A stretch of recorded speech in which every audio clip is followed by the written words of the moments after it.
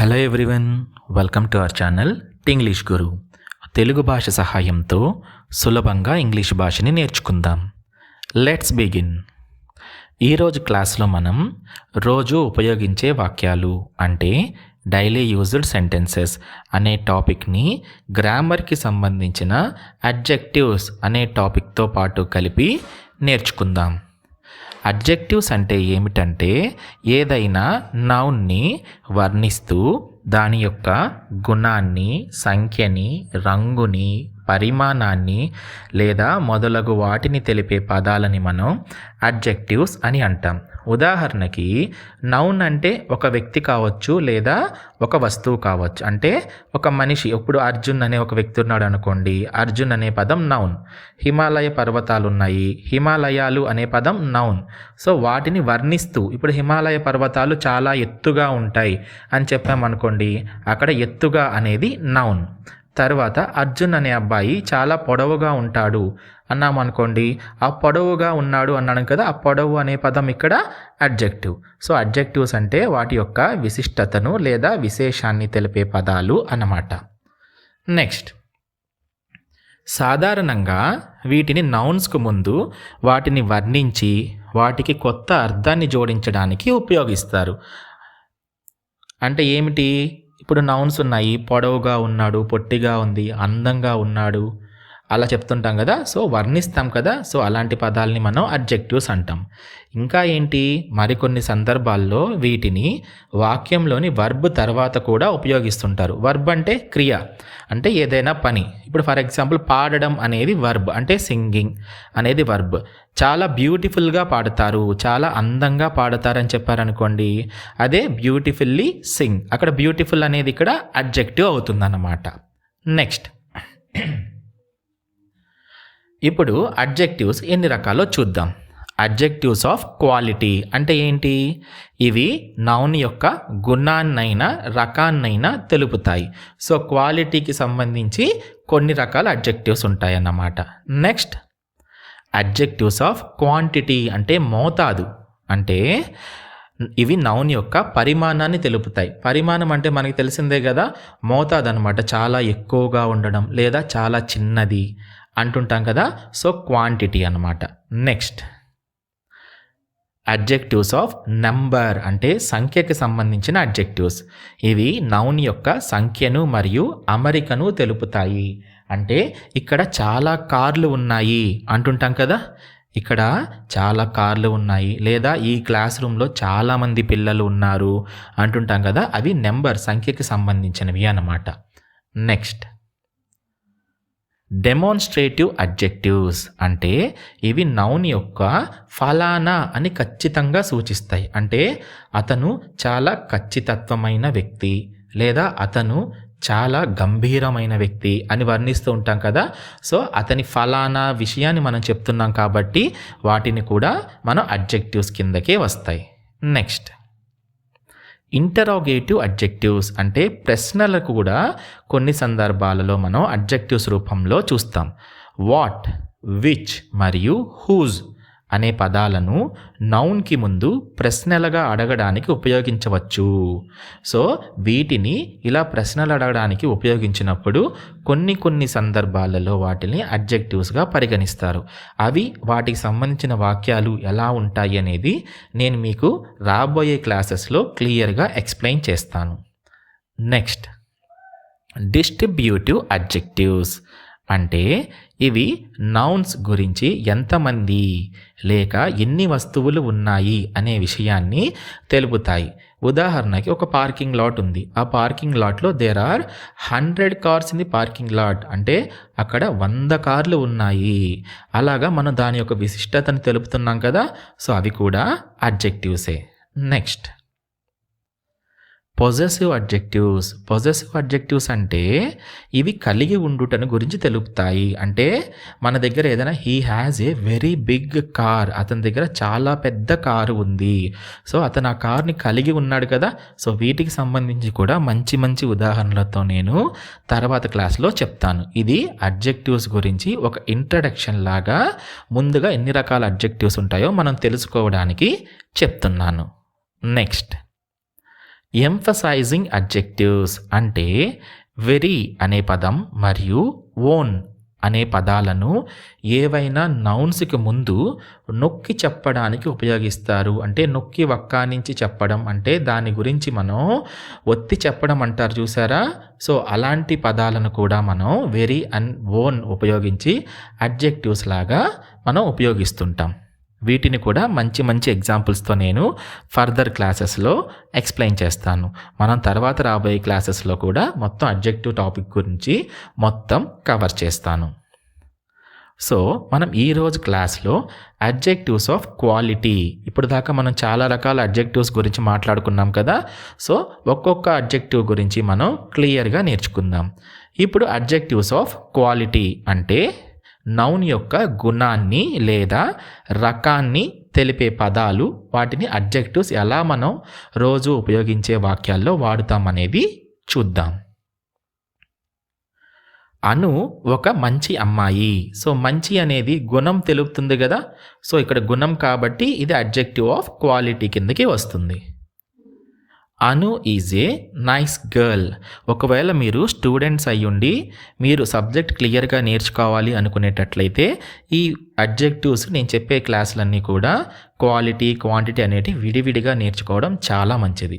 లేదా మీరు ఒక నార్మల్ పీపుల్ అయ్యుంటే, స్టూడెంట్స్ కాకుండా పెద్దవాళ్ళు అయ్యుంటే మీరు అంతగా గాబరా పడాల్సిన అవసరం లేదు.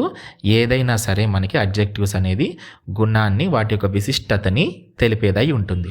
సో మీరు చాలా పీస్ఫుల్గా ఈ క్లాస్ అయితే వినొచ్చు. కానీ విద్యార్థులు వినేటట్లయితే వాళ్ళు చాలా శ్రద్ధగా ఏ అడ్జెక్టివ్ ఏ కేటగిరీ కిందకి వస్తుంది, అంటే నేను ఇందాక చెప్పిన కేటగిరీస్లో ఏ కేటగిరీ కిందకి వస్తుంది అనేది మీరు నేర్చుకోవడం చాలా మీకు ఫ్యూచర్లో ఉపయోగపడుతుంది. ఇక్కడ మంచితనం అంటే గుడ్ అని కానీ లేదా నైస్ అనే పదం కానీ మనం ఉపయోగించవచ్చు. సో ఇక్కడ మనకి నైస్ అనేది అడ్జెక్టివ్. నెక్స్ట్, ఇది చాలా శ్రావ్యమైన పాట. శ్రావ్యమైన అంటే వినసొంపైన, వినడానికి ఆనందంగా ఉండే అని అర్థం కదా. సో దీన్ని ఎలా చెప్తాం? It is a melodious song. It is a melodious song అంటే ఈ పాట వినడానికి చాలా ఇంపుగా ఉంది. ఇక్కడ మెలోడియస్ అనేది మనకి అడ్జెక్టివ్ అనమాట. అంటే ఆ పాట యొక్క గుణాన్ని తెలుపుతుంది కదా. అంటే గజిబిజి గందరగోళంగా ఉండే పాటలు ఉంటాయి, దడదడం అనే బీటింగ్ వచ్చే పాటలు ఉంటాయి, మనసుకు ఆహ్లాదంగా అనిపించే పాటలు కూడా ఉంటాయి. సో వాటికి సంబంధించి ఈ పాటకి సంబంధించింది ఇక్కడ ఆహ్లాదకరంగా శ్రావ్యంగా ఉంది కాబట్టి మెలోడియస్ అనే పదం మనకి ఇక్కడ అడ్జెక్టివ్. నెక్స్ట్, డ్రైవర్కి తీవ్రమైన దెబ్బలు తగిలాయి అంటే the driver had serious injuries. The driver had serious injuries అంటే ఎలాంటి, ఇప్పుడు డ్రైవర్కి దెబ్బలు తగిలాయి అంటే అదొక సామాన్య వాక్యం. అదే డ్రైవర్కి పాపం తీవ్రమైన దెబ్బలు తగిలాయి అంటే సీరియస్ ఇంజురీస్, ఇంకా ఎక్కువగా వర్ణించి చెప్పారన్నమాట. కాబట్టి ఇక్కడ సీరియస్ అనేది అడ్జెక్టివ్. నెక్స్ట్, కుక్కలు విశ్వాసమైన జంతువులు అంటే ఇక్కడ వాటి గుణం కదా. విశ్వాసం అనేది ఒక గుణం, అది మనుషులకైనా లేదా జీవించే ఏ ప్రాణికైనా సరే విశ్వాసం అనేది గుణాన్ని సూచిస్తుంది. కాబట్టి the dogs are faithful animals.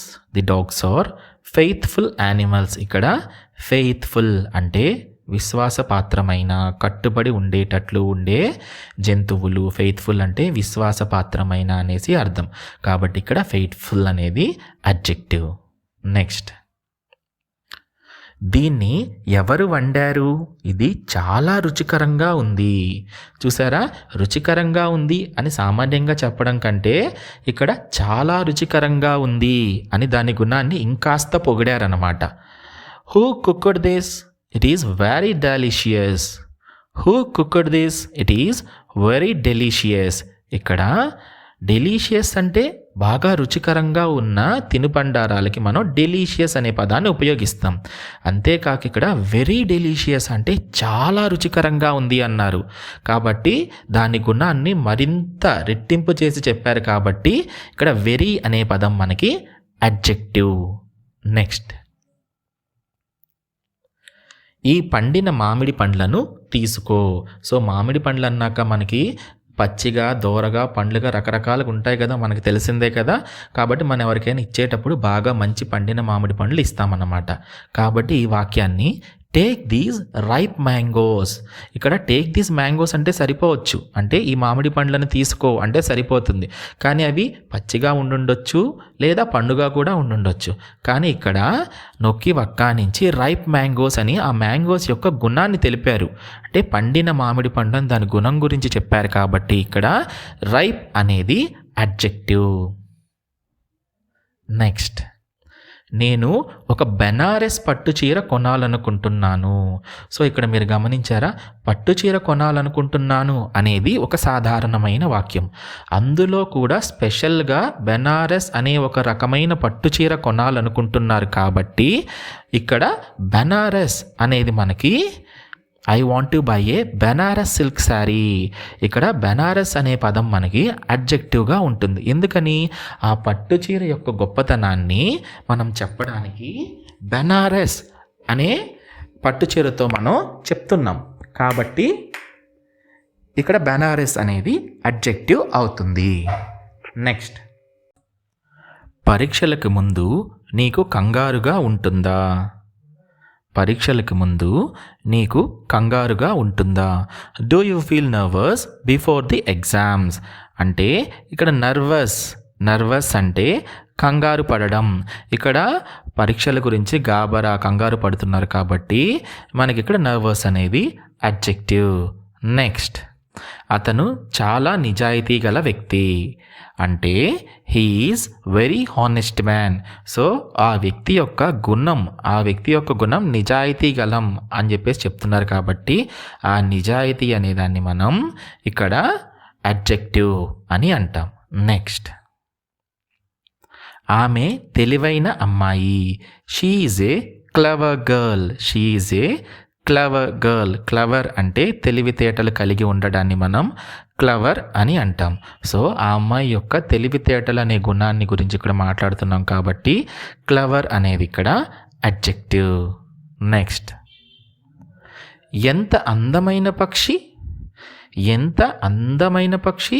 So ఆ పక్షిని చూసి మనం ఆశ్చర్యపోతున్నాం. ఆ పక్షి యొక్క అందానికి ఆశ్చర్యపోయి ఈ వాక్యం చెప్తున్నాం. What a beautiful bird. అదే ఒక అందమైన పాప, చిన్న పాప అనుకోండి, వాట్ ఏ బ్యూటిఫుల్ బేబీ అంటాం కదా. సో అలా అన్నమాట. సో ఇక్కడేంటి, ఈ పక్షి చాలా అందంగా ఉంది అని చెప్పేసి తన అందం అనే గుణం గురించి చెప్తున్నారు. కాబట్టి ఇక్కడ బ్యూటిఫుల్ అనేది అడ్జెక్టివ్. నెక్స్ట్, పసిపిల్లలకు చాలా సున్నితమైన చర్మం ఉంటుంది. Babies have very delicate skin. చూసారా, ఇక్కడ పిల్లలకి చాలా సున్నితమైన స్కిన్ ఉంటుంది అని చెప్తున్నారు. ఇక్కడ డెలికేట్ అంటే ఆ స్కిన్ యొక్క గుణాన్ని గురించి చెప్తున్నారు కదా, ప్రత్యేకత అన్నమాట. సో అది మనకిప్పుడు అడ్జెక్టివ్. నెక్స్ట్, ఇది పెద్ద ఇల్లు. అంటే ఇది ఇల్లు అంటే సామాన్య వాక్యం.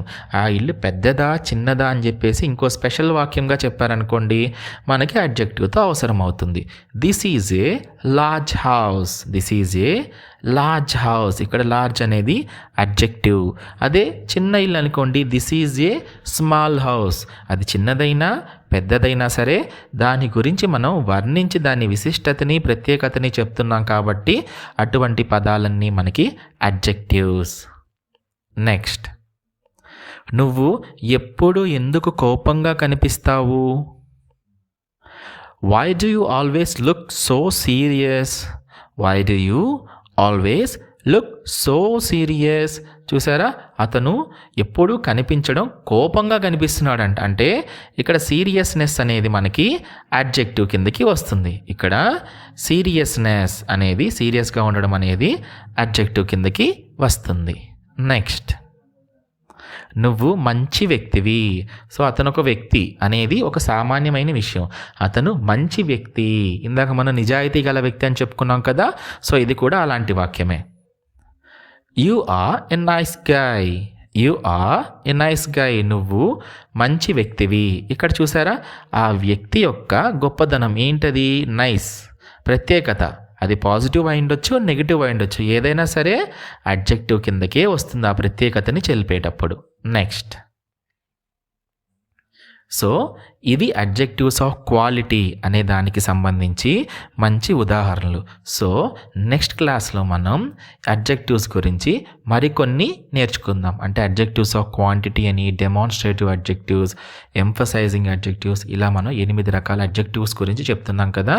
సో నెక్స్ట్ క్లాస్లో మిగిలిన 7 రకాల అడ్జెక్టివ్స్ గురించి స్టెప్ బై స్టెప్ మనం మంచి మంచి ఉదాహరణలతో మనకి రోజు ఉపయోగించే వాక్యాలు, వాటిని ఉపయోగించి ఎలా వాడాలి అనేది కూడా మనం హ్యాపీగా నేర్చుకుందాం.